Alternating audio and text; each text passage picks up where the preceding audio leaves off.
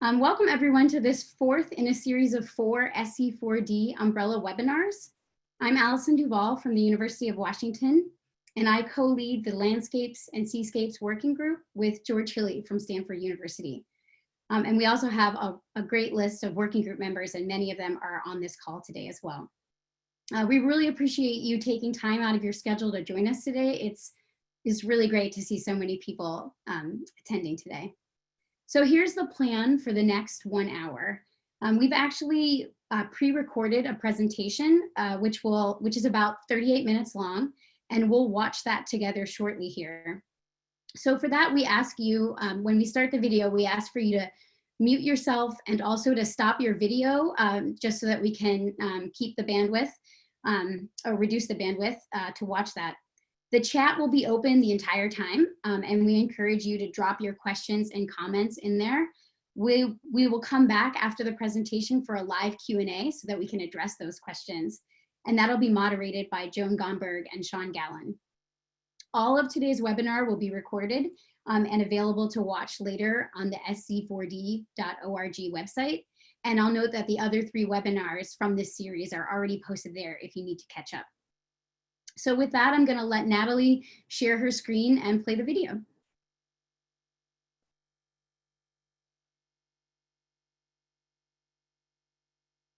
Good morning, and thanks very much for joining us for the Subduction Zones and 4D Landscapes and Seascapes Working Group webinar. I'm George Hilley from Stanford University, and along with Allison Duvall, I'm one of the 2 Landscapes and Seascapes Working Group leaders. First, the Subduction Zones and 4D is a community-based initiative to advocate and plan for program-level support at NSF and other funding agencies to holistically study subduction zone processes. This effort grew out of the 2016 Boise workshop, which laid out the broad objectives for future studies in subduction zone science. During and following that meeting, the community has advocated for a sustained, program-level effort on the scale of Earthscope or geoprisms. The challenge to the communities that play a vital role in furthering subduction zone science is to create something genuinely new that builds off past and existing programs, such as Earthscope, GeoPrism, SCEC, and others. To this end, NSF has funded 3 separate research coordination networks, whose charge is to define opportunities for the next generation of subduction zone science research. One of these RCNs is focused on understanding the requirements for the next generation of community-based models for interrogating questions in subduction zone science, which is being headed by Thorsten Becker. A second is focused on coordinating a community network for volcanic eruption response, which is being led by Tobias Fischer.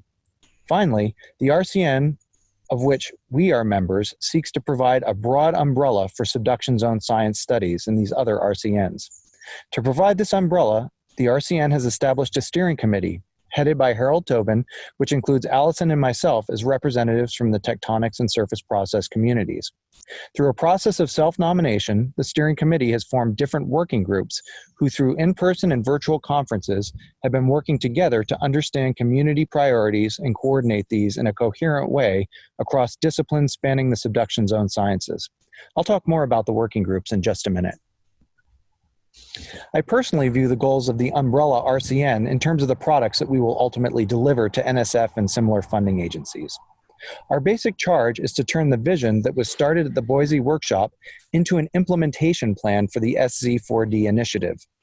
This document would then be used at NSF and other government institutions to understand the appropriate institutional mechanisms and funding levels for supporting the next generation of subduction zone science.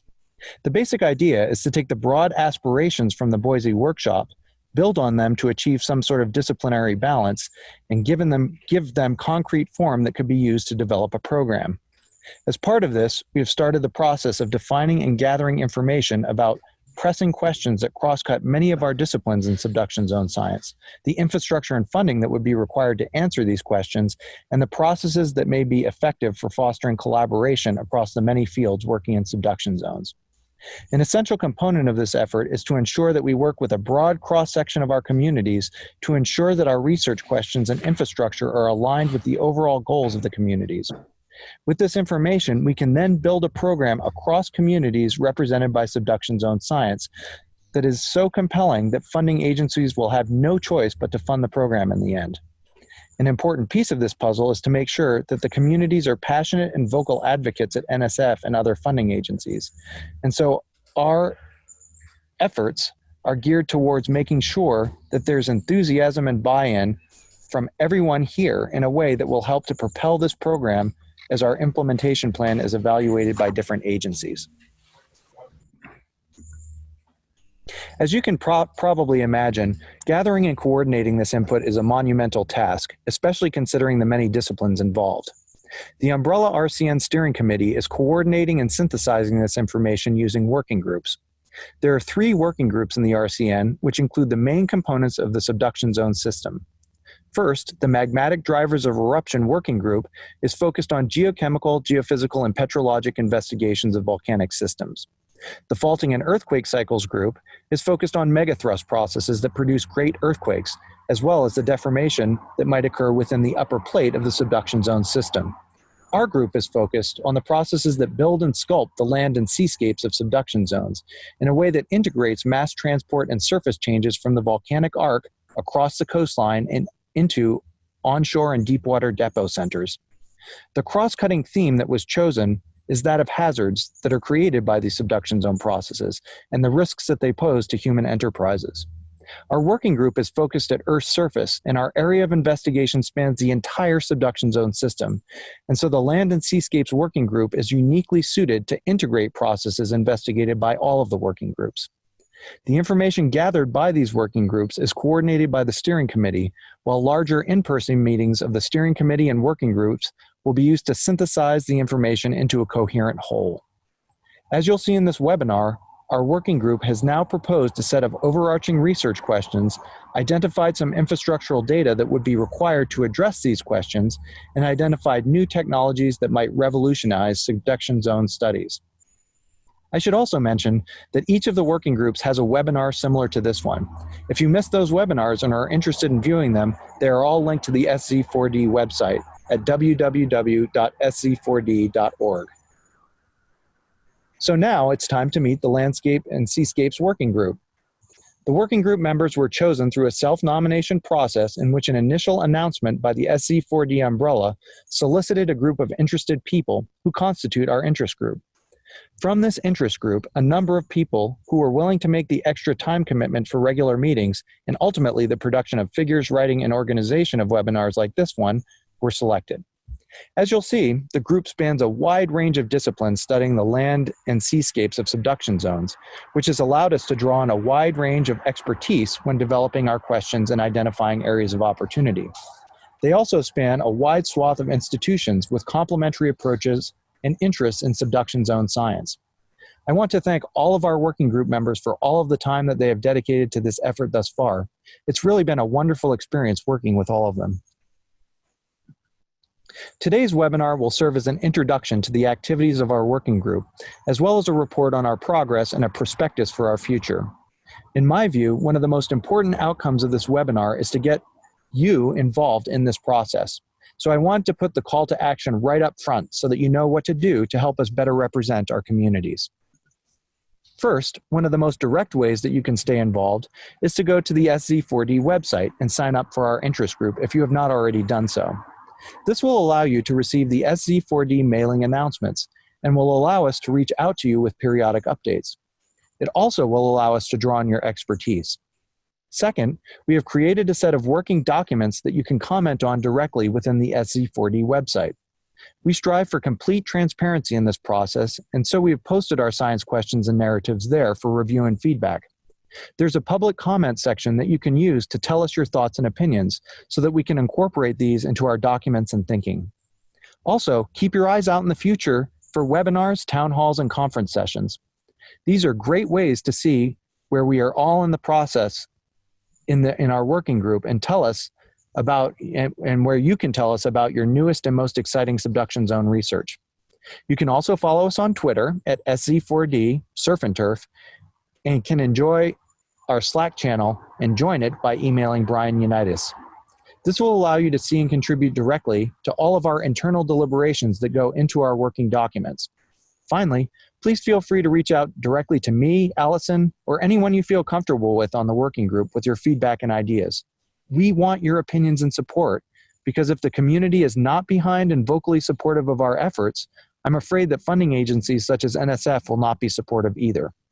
Allison, the working group, and I have all put a lot of work and time into this effort so far, and we all want to work with you to see it be successful for our community in the end. It's an opportunity for the surface process and tectonics community to be a leading part of a large program that could be on the scale of Earthscope or margins, which could really be transformative for our communities.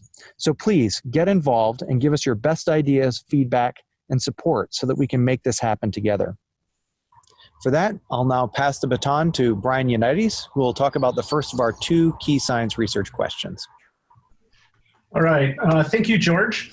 The first broad scientific question that we seek feedback on is, could we anticipate the impacts of subduction zone earthquakes and volcanic eruptions on the sediment generation and transport across landscapes and seascapes? You might be asking, how do we arrive at this question? We kept 3 things in mind. One is that it should be hazards related in the spirit of the SZ4D Initiative. It should be multidisciplinary. It should be a fundamental question in geomorphology that can be addressed right now or in the coming decade with a coordinated effort using current and emerging technology. Let me expand on this broad question with 2 somewhat more pointed questions as examples. What are the fundamental controls on the initiation and runout of landslides, turbidity currents, and volcanic mud flows? And how do surface processes produce cascading and persistent impacts as material is transported across the land and seascape? Today, I'm going to take you on a sort of Lagrangian view of the landscape and follow a piece of the solid earth as it transits from the top of a volcano through the fluvial system, across the coast, and through the submarine canyons towards the trench. So first generation, the constructive landforms of volcanic arcs are very prone to landslides owing to their layered, steeply dipping volcanic units. Moreover, it is illustrated by the megaslide that initiated the Mount St. Helens eruption. There's a direct connection between surface and volcanic processes. Landslide initiation processes are thus fundamental to shaping these landscapes and these connections between volcanic processes and surface processes. This motivates the need to understand the initiation mechanisms and drivers of such events. Further, given the range of climates spanned by volcanic arcs, further highlights an opportunity to understand climate's role in the initiation of landslides. Large earthquakes and subduction zones can also initiate landslides. For example, the 2010 Male earthquake generated more than 1,200 of them, most of which were far from the epicenter where steeply dipping topography resides. Such questions such as relating topographic slope to seismic parameters such as PGA is a topic of wide interest, and subduction zones can help address such questions. Finally, just because the OSO landslide seems to come up in every SZ4D presentation, here's ours, but I'm showing this from a different perspective than other webinars. This photo is taken from the ground and quite a ways away from the initiation and shows the hummocky surface that resulted from this event. This view really highlights the importance of understanding not just the initiation, but the physical and rheological properties of the actual event to understand its runout and ultimate hazard. So there are lots of opportunities for learning about landslide initiation and runout in subduction zones. Moving down slope into the transport zone provides an opportunity to understand how surface processes generate cascading hazards from the landscape across the coastline and into the seascape. Focusing first on the landward side, while volcanic eruptions and landslides themselves are indeed hazardous, the generation of pulses of sediment by these events generates cascading hazards and impacts as the material propagates through the drainage network towards the ocean. In this fantastic photo from Karen Graham on the left here, from her work in Pinatubo, we can see that such events fundamentally alter the fluvial system. Likewise, lahars, such as the one photographed here after the devastating 1985 Novato del Ruiz event, can mobilize lots of sediment and cause extraordinary hazards. The cascades from such events can cause hazards such as wholesale channel avulsions downstream. They can cause aggradation in the fluvial system, which can disrupt the conveyance potential in the river system. What we mean by conveyance potential can be seen in this cartoon figure I have here, illustrating that for a given flood of some size, say a 10-year flood, you can have a very different flood inundation pattern because of the space taken up by the aggrading sediment as material from volcanic or landslide events propagate through the fluvial system. So questions such as, what is the fluvial response time to a volcanic event or large earthquake that generates landslides? How do these events set up cascading hazards that might last decades following such an event? And what role does climate play in modulating these events? are some of the things that could be addressed in a SZ4D framework. Finally, both the generation initiation and cascading hazards problem crosses the coastlines into the ocean. Submarine landslides are known to cause tsunamis, such as the event in 1998 off of Papua New Guinea, which killed more than 2,000. Yet such large events can happen with little warning. Moreover, we're just starting to peel back the dynamics of turbidity currents, as we can see in this recent paper that was able to extract high-resolution velocity data within a turbidity flow off the coast of California, giving vital data for understanding the propagation and runout of such events. These submarine events, in addition to causing tsunamis or other related hazards, and being related to the cascade of sediment from the subaerial landscape, can also pose a hazard to the network of submarine cables lining the bottoms of our oceans. And with that, I'll hand it over to Michelle to represent the energy budget team. All right. Hi, everyone. I'm Michelle Cook from the University of Massachusetts Amherst, and I'm going to talk about our second overarching science question, which is what fraction of a subduction zone's energy budget goes into building and shaping subduction zone land and seascapes. The Deformation Energy Budget Framework serves as a platform for investigating the relationships between processes that act across a variety of temporal and spatial scales. The framework can be used to map how findings from one individual study impact our understanding of the whole subduction system. The deformation budget for subduction zone systems includes energetic inputs and sinks. One of those energetic inputs that drives deformation is the tectonic contraction across the subduction zone, or the tectonic work.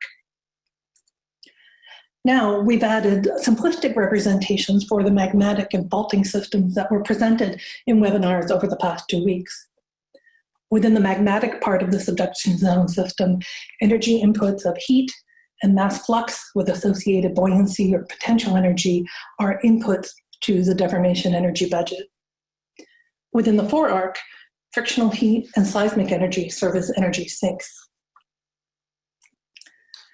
Land and seascape deformation adds a richness to our energy budget framework and highlights the interdependency of surface, magmatic, and faulting processes. This formulation adds potential energy of mass from the atmosphere, as well as energy sinks of distributed deformation internal to the system and work against gravity, which alternatively could be formed as a potential energy. Individual studies might examine only one or several components of the framework, such as accretion or landslides along the volcanic flank, but each informs the deformation budget. In this way, the energetic budget framework facilitates planning and a science that will help us understand the role of land and seascape system on subduction zone hazards. The working group posed 2 questions that highlight under-constrained aspects of the land and seascape system that we can address within the SZ4D effort. The first sub-question is, how much permanent deformation is absorbed in the upper plate, and what factors control this? The second question is, how do upper plate structures that modify land and seascapes contribute to subduction zone hazards? I will briefly highlight 2 recent examples that demonstrate the insights on the land and seascape that can be gained from studying processes within the deformation budget framework. The first study, Malatesta and others, used a global compilation to show that locking depth along the subduction zone correlates positionally with the continental shelf break rather than the coastline as had been widely hypothesized. In the study, they used numerical models that combine deformation and wave erosion processes to show how the locking depth serves to pin the shelf break location. In the second example is part of a growing recognition that surface processes influence magmatic eruption. Pretorius and others analyzed a record of tephras and proxies for CO2 and temperature within cores from Southeast Alaska. The high-resolution data demonstrate that volcanic activity increased during deglaciation due to decompression. Both of these examples demonstrate the interdependency of processes that fall within the scope of the different SZ4D working groups and highlight the need for interdisciplinary studies. The landscape and seascape both record processes along faults and within volcanic systems, and also host surface processes that impact those deeper systems. I'm now going to hand this off to Nathan. This is Nathan Nemi from the University of Michigan, and I'm going to talk briefly about some of the tools and techniques that this group that studies landscapes and seascapes uses and why they're important for understanding the evolution of subduction zones. This diagram here from Helen Hansen et al. Shows a number of techniques that can be used to understand landscapes on a variety of timescales, from the modern to millions of years. We have long-term rates of exhumation within mountain belts using low-temperature thermochronology that lets us understand the distribution of tectonic exhumation in time and space and the timing of volcanic eruptions. Cosmogenic nuclides allow us to understand erosion rates on thousand-year timescales from fluvial basins and archived sediments. We can use tools of geomorphology and scaling relationships or paleohydrology to understand the form and the shape of landscapes as a function of time. In the modern, we can look at provenance as well as in the past, and we can look at sediment flux, both from stratigraphy as well as from stream gauging stations or sediment samples. From these, we can put together both how the modern landscape works in a subduction zone system as it's impacted by earthquakes and volcanic events, and we can reconstruct how landscapes may have looked in the past in response to events that are outside of the scope of those that we may have experienced historically, or those that we could capture in the timescale of an SZ4D experiment. We can quantify erosion rates, relief, geometry of sediment routing systems, and understand how these impact subduction zone source to sink processes. This is important because subduction zone landscapes and seascapes are sculpted by external forcings from climate, tectonic, and volcanic processes at multiple temporal and spatial scales, from long-term greenhouse and icehouse cycles to Milankovitch cycles, to short-term storms and hurricanes that drive erosion, and earthquakes and mass wasting that occur on scales of days or weeks. Human impact is also prevalent in many subduction zones around the world and impacts the evolution of topography. And then we have volcanism, crustal extension, mountain building, and other tectonic processes that work on 100,000 to million-year timescales. The integrative nature of landscapes and recording and encoding this information makes them a critical component for understanding the four-dimensional evolution of subduction zones and the processes that work within them. In addition, as an example, landscapes are also very, very sensitive to deep processes that we can't otherwise directly observe. Here are two examples from subduction zones around the world. At the upper right is an image of marine terraces formed on the island of Crete that record 400,000 years of fore-arc uplift above the Hellenic subduction zone. This is directly related to sediment accretion events at the subduction zone interface during the subduction process. On the left is a cross-section from a recent paper by Klepijs et al., 2019, in which reactivation of faults in the South Island of New Zealand is interpreted to record the collision of slabs at depth beneath the South Island, a process that is not easily observed or measured except through its impacts on the surface. I'll now pass it to Mohan. Thank you, Nathan. My name is Mohan Huang at University of Maryland, College Park. Here I'm going to talk about new technology for landscape and seascape for subduction zone 4D applications. First, I would like to talk about remote sensing. There has been more and more open source publicly available data provided by European Space Agency and NASA. So those agencies provide high spatial and high temporal resolution satellite data available through public platforms.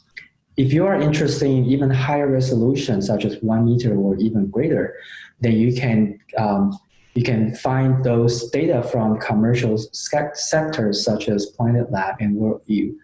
I would also like to point out that if you currently have NSF or NASA funding, you can request Worldview data without cost. There have also been recent advances in cloud computation and cloud storage. Here, I would like to show an example of a rapid hazard mapping with those new technique. Here, it is an example of the earthquake trigger landslide after this 2018 7.5 Papua New Guinea earthquake. Because the country is in a tropical area, so if you collect optical data 1 week after the earthquake, you see pretty much only clouds. So that was shown on the left corner. You barely see the landslide.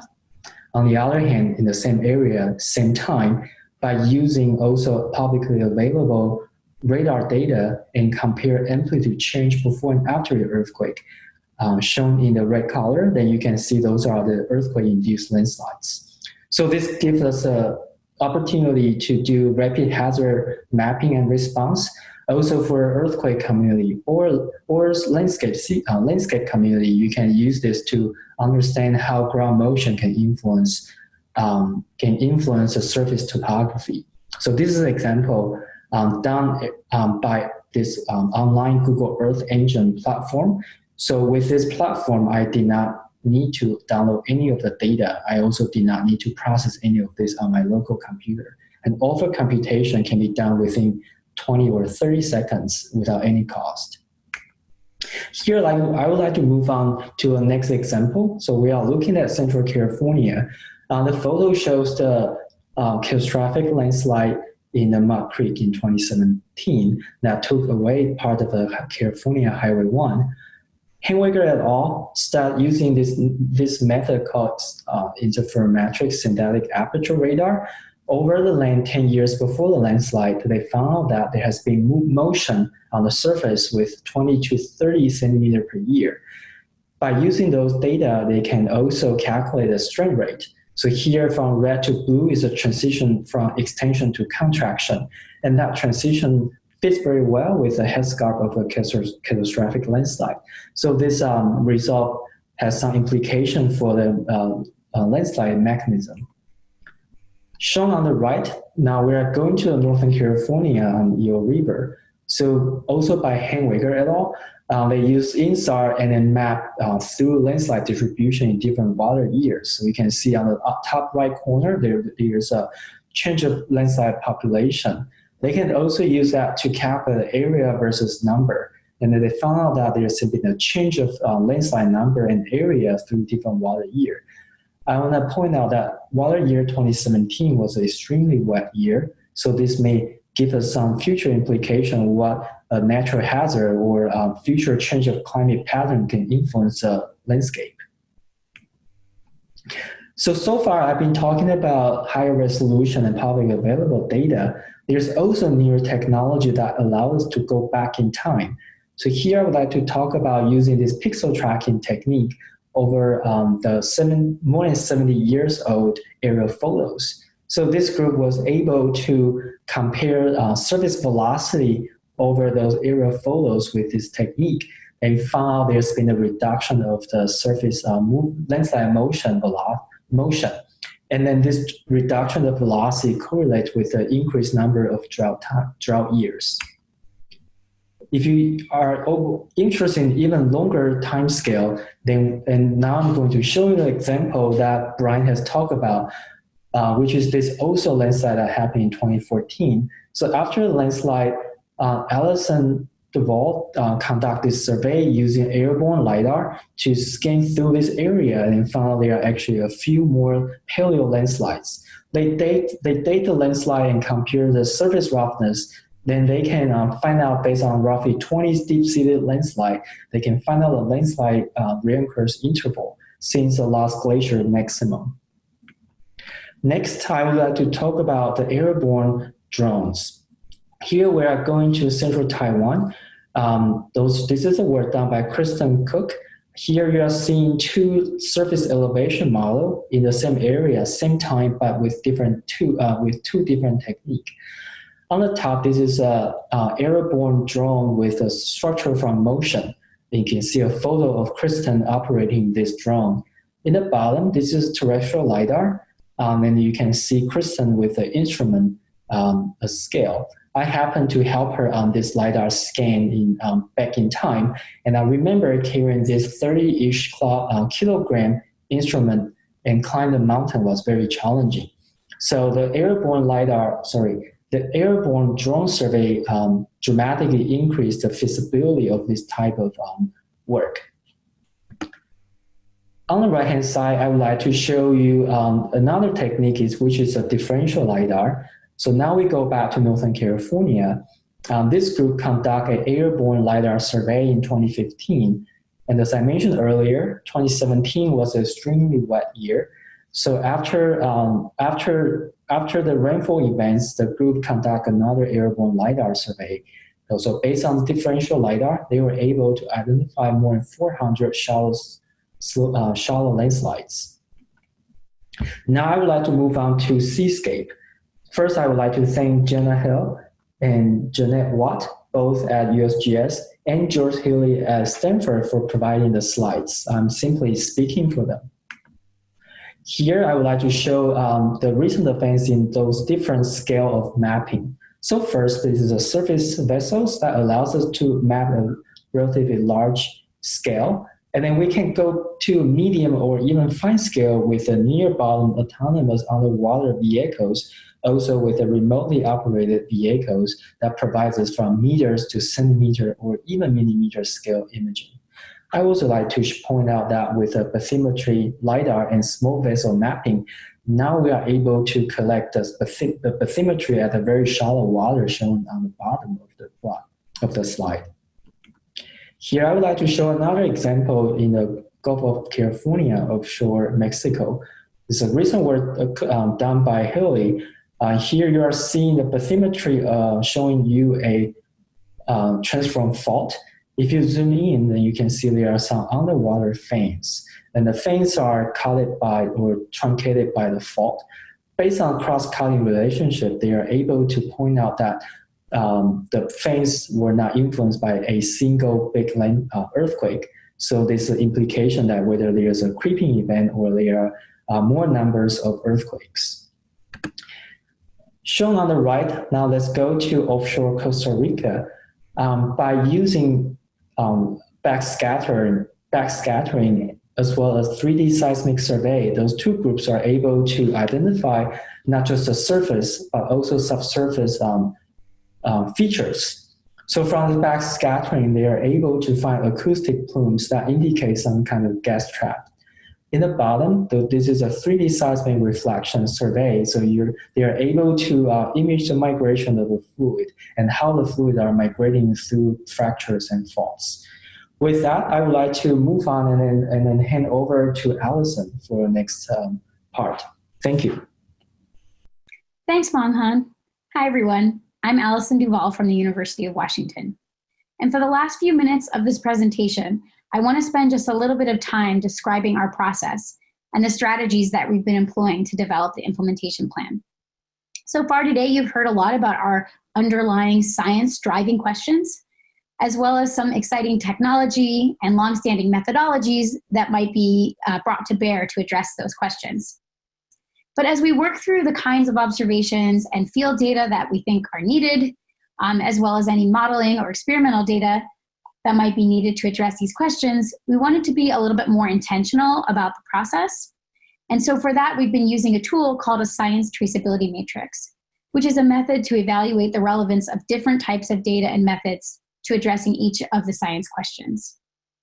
This is just a screenshot. It's a working draft of the science traceability matrix that our working group has been using. This might look, a document like this might look familiar to you. Perhaps you use a science traceability matrix in your own research, or if you've been watching the other webinars from the different working groups, you'll note that this is a tool that we've been using across the different working groups. And so what I'm showing here is different columns. So on the left, you can see this is one of our underlying science questions that we hope to address. And then to the right of it in the other columns are things like, what is the quantified earth science or application objective? What are the needed geophysical observables? How about measurement parameters and associated requirements? And then some examples. So these columns and the questions are going to be slightly different among the working groups. But in all cases, we can use this as a means to evaluate and discuss the importance of different kinds of information that would be needed for addressing each question. And what's nice about this kind of tool is that some trends can emerge. So for example, we might find that some information is required, some similar information or data is required for addressing many of our questions. And so that can help us to prioritize different data sources. So just as with all the other aspects of our implementation planning, we're really interested in your feedback on what you think are the most essential observations, models, or experiments needed for addressing the science questions. So hopefully we can hear from you today about some of that, or again, I'm going to show you the URL for the SZ4D Landscapes and Seascapes group, and there is an opportunity there for you to fill in feedback on a Google form. So we're very much interested in your thoughts on the observations, models, and experiments needed. So in addition to the what with our science traceability matrix, we've also started to work on the where. So first, we want to know what types of subduction zones are we needing to study in order to address the science questions. And then further, where are the best locations to achieve that? So to help us with this part of our planning, we've been using an ArcGIS online map database of subduction zones that was started by our working group member, Nathan Meany. Here's a screenshot of what that looks like. And also I've placed the URL. This is actually, there's a public version of this available on the web app, and you're free to explore it. So I've got the URL here. We'll drop that in the chat as well. There is, when you open this up, you'll see that there is an impressive, exhaustive list of attributes that we're interested in seeing across the globe with subduction zones. So things like, where are the landslides? Where are the active faults? Where do we have collections of cosmogenic erosion rate data? Where do we have thermochronology ages? What are the GPS plate velocities, et cetera, et cetera.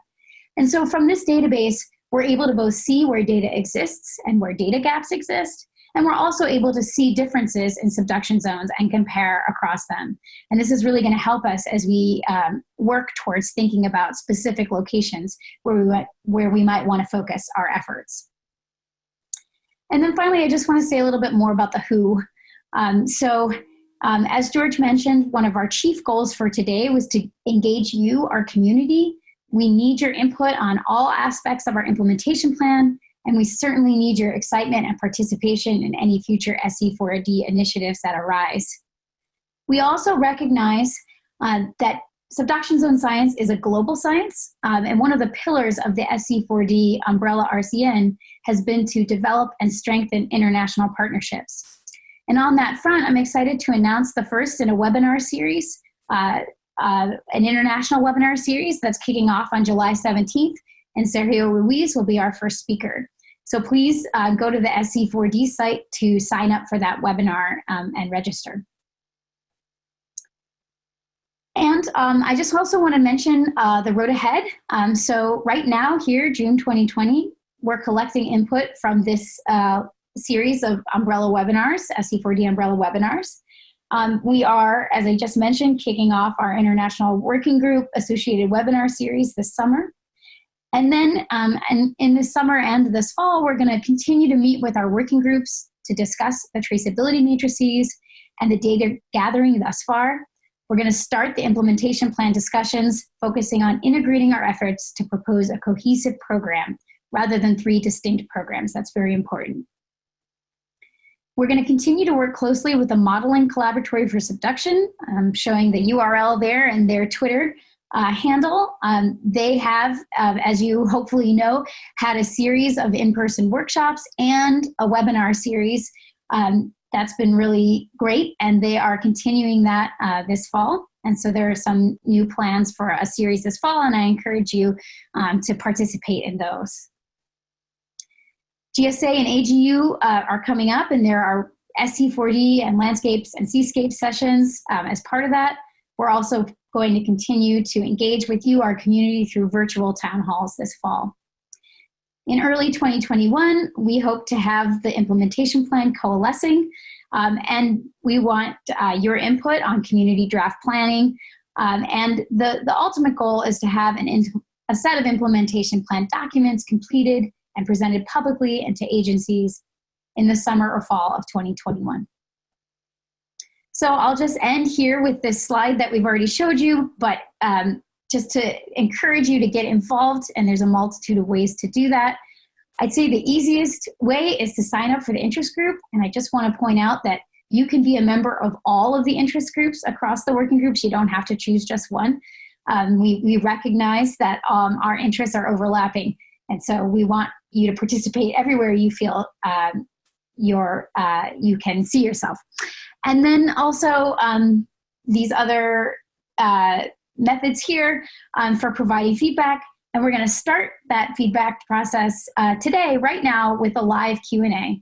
So thank you very much. So I encourage everyone who wants to, you can turn your video back on if you so choose. I'll ask you to leave your mute on still though, because I think what we're going to try and do, if we can, is to work through the chat for posing your questions or discussion statements. And I'm going to invite Joan and Sean to moderate whatever questions arise in the chat, and then we can answer them.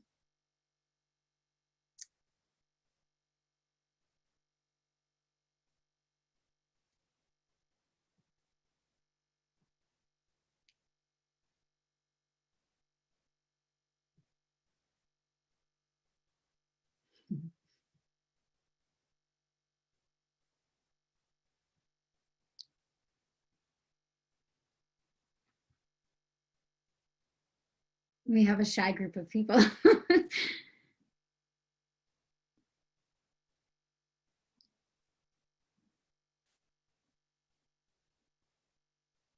All right, we have a question from Brent, who's asking, how can geochronology labs better integrate with the effort and efforts such as AGES 2? Yeah, I think that's a great question. You know, the AGES program has been really awesome, I think, and I could imagine that, you know, we could have either, you know, integrate something like that into the program or something similar as part of an SZ4D initiative, because I think that's been an awesome way to engage students and separate labs. Yeah, I think that's a great point. I don't know if anyone else on the working group wants to add from a lab perspective.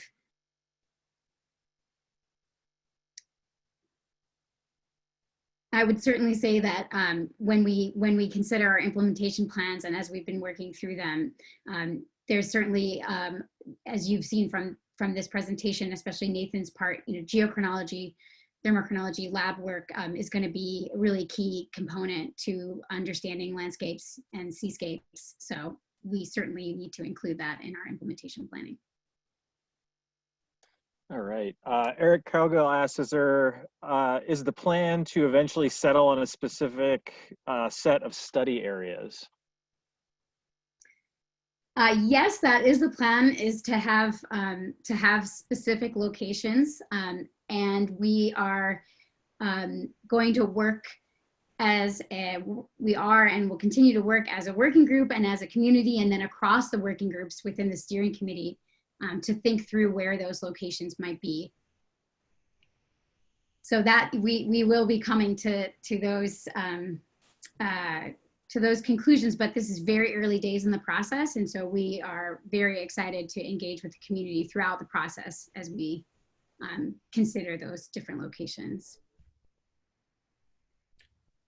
All right, Diana asks, has your working group thought about possible implementation strategies, for example, targeted areas, watersheds, etc., broad regional or global surveys, or others?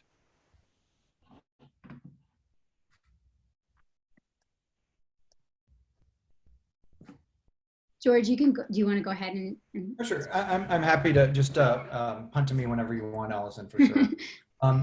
I think, you know, embedded in our thinking in the working group that we were, you know, at this point, we're trying to, you know, keep a lot of the options open for both the specific locations at which we might actually, you know, implement something, as well as the strategies. And that's because, you know, in some way, I think we'll want to at least try to dovetail our efforts with the other working groups in the process.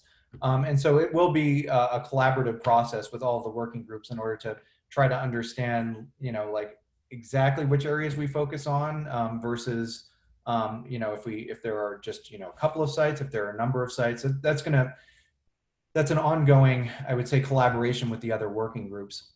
And I think that also speaks a little bit to Sean Gullick's question about, is our vision one in which the processes would be studied on a selected subduction zone, or would we try to drive the selection process ourselves with our science questions? And I think, as a working group, we're certainly thinking through, given specific aspects of those science questions, which again, we want your feedback on, so we don't want to go too far down the road without getting your feedback. But, given those key science questions, where would be our preferred, areas to work, meaning our kind of top priority, but then also we're leaving no stone unturned with looking at different subduction zones, so that if there are, for instance, kind of larger programmatic requirements that, will require the working groups to operate in similar areas, that we can, both drive and, kind of adapt to the, adapt to the discussion as it goes on. But, I would say all the working groups, as a group of working groups, has not, kind of come to, had that discussion yet about specific areas. So.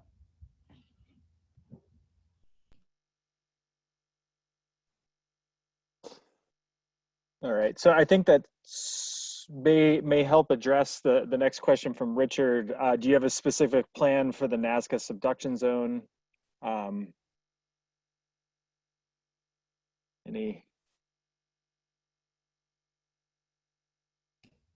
would just add that, we're still working out these kinks and thinking about where we're gonna go, to echo what George is saying, based on community feedback from people interested in this working group and the other two working groups. Right, and just to expand on that maybe a little bit, so just to let you know of the process that our working group has gone through thus far.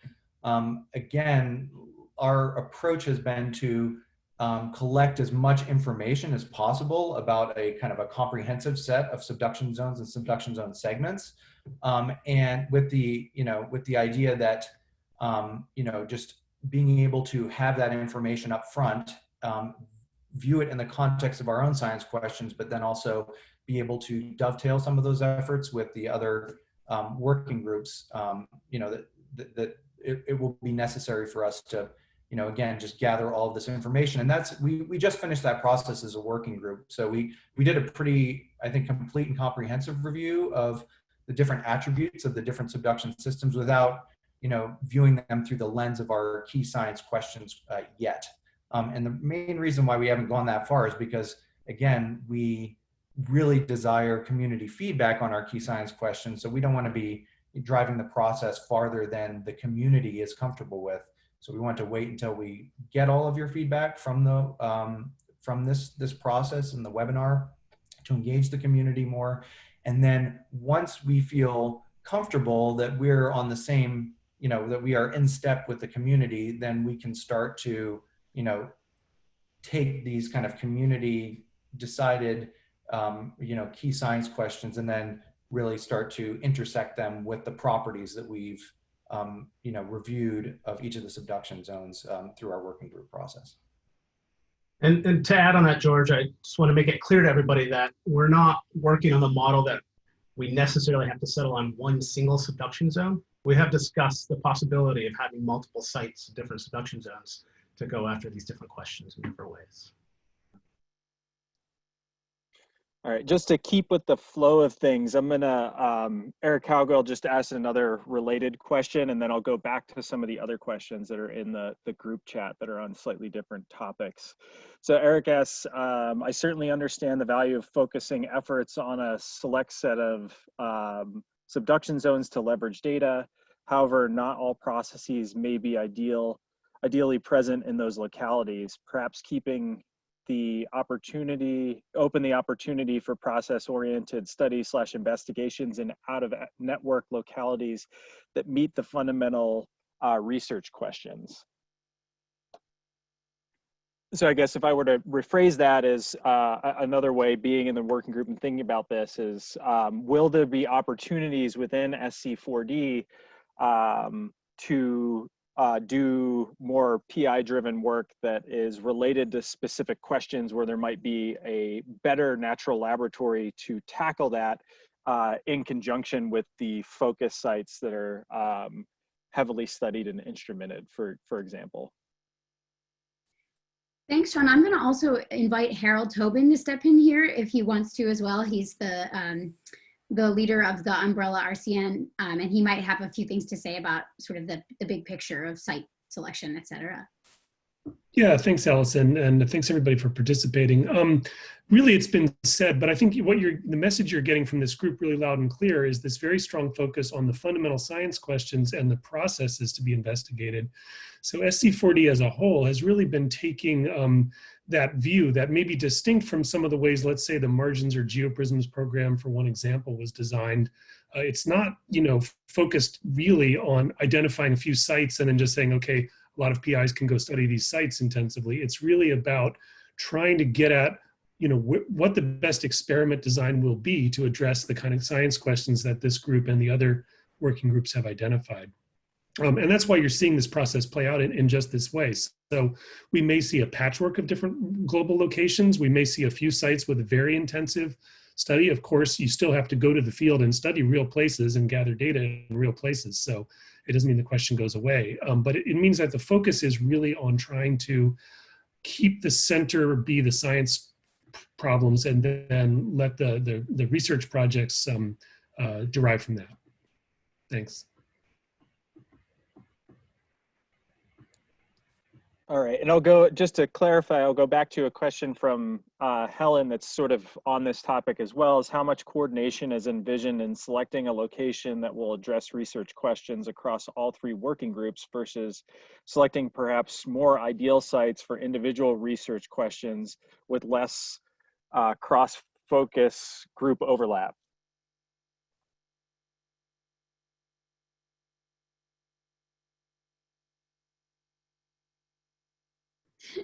George and I are fighting over who can answer this question. Yeah, so I think just to echo sort of what Harold just said and what others have been saying is that I think there's going to be sort of a mix. We recognize that if we can find a site or sites that would really help us to focus our efforts to answering more than one question that's set out by the working groups, I think that would be really ideal.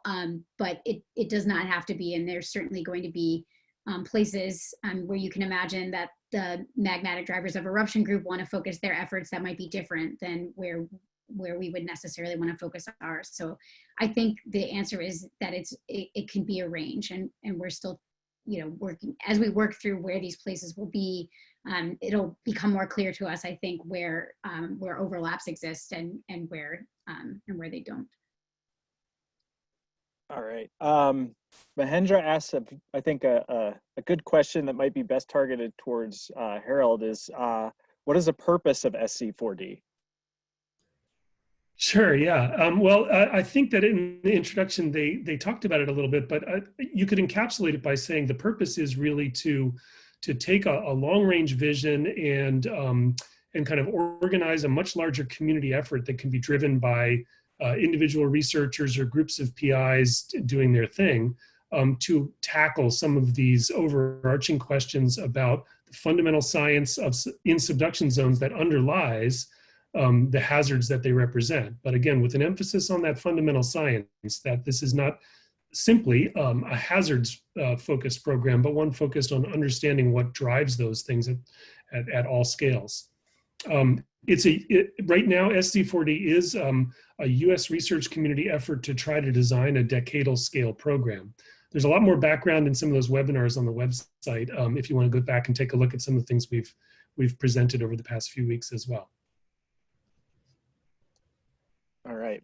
Max asks a great question. It's, is there any interest or plan to develop products to support decision-making about subduction zone hazards?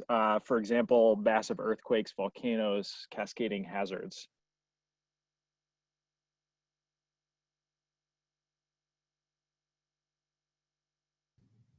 I'll jump in and say, it's very much on our minds, I think. I mean, there's a strong theme around hazards, and I think it would be a huge wasted opportunity to not engage the stakeholders of wherever this sort of initiative takes place.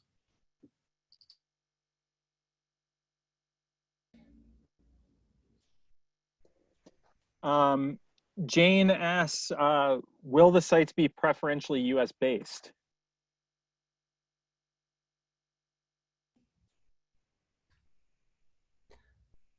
I'm happy to take that on. I guess from my personal standpoint, I don't think that we've had any discussions, of that nature in the working group.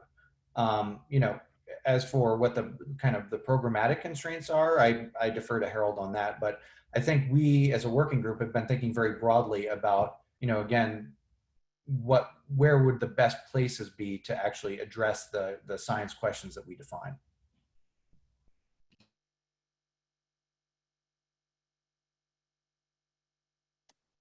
All right.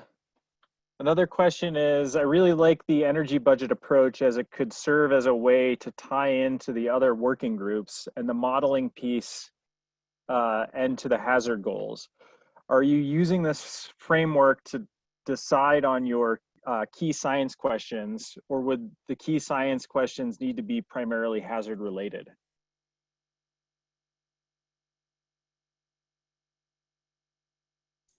Should I take that one? Okay, yeah, great question. So yeah, the energy budget framework is not meant to guide the key science questions. And so the questions as posed currently are about the permanent deformation absorbed in the upper plate and how the upper plate structures modify the surface. And so we're really casting a much more wide scope in those key questions. And the purpose of the energy budget was really to serve as a framework. Those of us who model these systems sometimes fall prey to compartmentalizing our deformation and only considering a small part where the boundaries of one model serve as the inputs to another model. And the idea is to kind of throw this alternative perspective into the fray and sort of start thinking more system-wide. And this is one way to do that. So it's just meant to be a useful tool rather than a guide for the questions.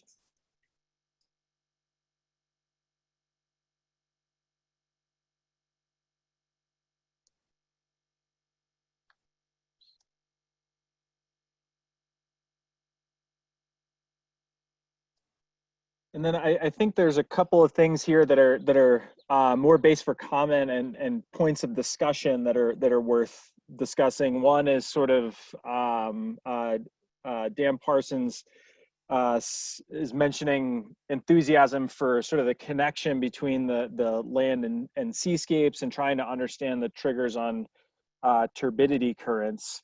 And it seems like this would be a great opportunity. I'm not sure if anybody has any comments on that.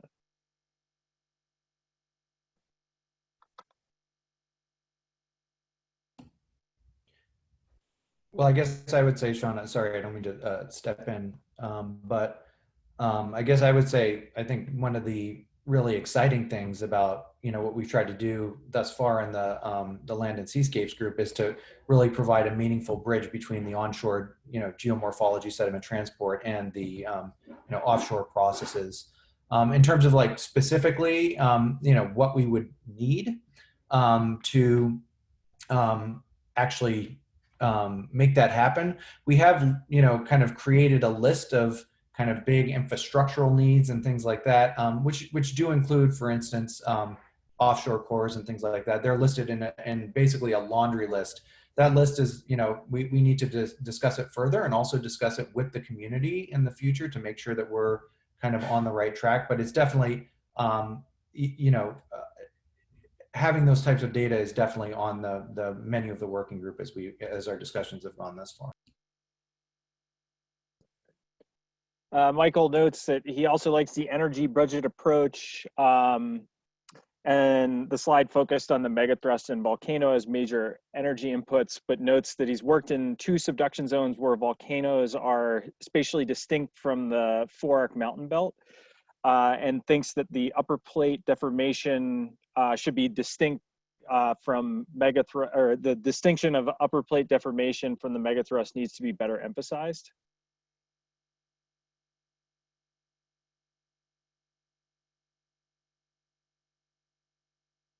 I think one thing I would note with that is just sort of the conceptual framework that was put forward here is definitely inspired by specific subduction zones where the volcanic arc has a direct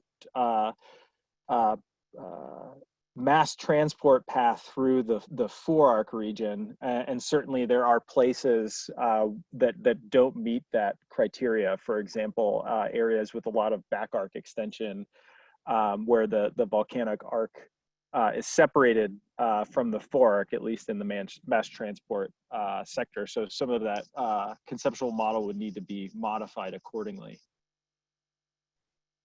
Michelle, did you have anything else to add about the upper plate deformation in the framework? I think Sean gave a great response.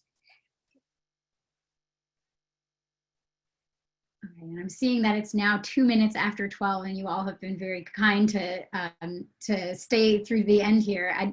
Sean, you can tell me if we're cutting off any important questions, or have we addressed all of those? There's the last question. There's one from Sean. I'm not sure if it was 100% addressed or not, and this is the last one that I have on my list. It does seem that subduction zones with significant sediment flux and storage provide resolution to assess processes need for the questions in the working group. I should have added an inflection point there because it's a question.